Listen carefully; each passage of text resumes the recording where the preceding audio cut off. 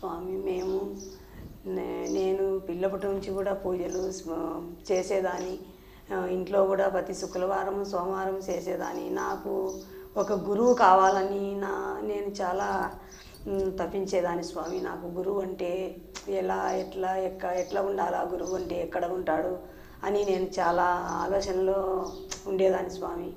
కానీ అటువంటి గురువు నాకు ఎప్పుడు దొరకలేదు స్వామి. అప్పుడు ఒక రామాంజలిరెడ్డి అనే ఆయన ఇట్లా బాగుంటుంది అక్కడికి ఒక బిల్ల వేసుకున్నాడు స్వామి, ప్రేమానంద స్వామి బిల్ల వేసుకుంటే ఆ బిల్ల ఎక్కడిది నాయన నాకు ఇస్తారంటే, మీరు స్వామి దగ్గరికి వస్తే ఈ బిల్ల వచ్చాదిమ్మా, మీరు అక్కడ రాండి బాగుంది అని చెప్పినాడు స్వామి. అవునా సరే అని చెప్పి ఇట్లా చెప్పంగా వచ్చాము స్వామి. ఇక్కడికి వచ్చినప్పుడు స్వామిని చూస్తానే నాకు ఒళ్ళు పులకరించింది స్వామి. ఇటువంటి గురువు మనము ఇంత దగ్గరలో ఉండి రాలేకపోయినామే అనిపించింది స్వామి. మాది గురాల చింతలపల్లి.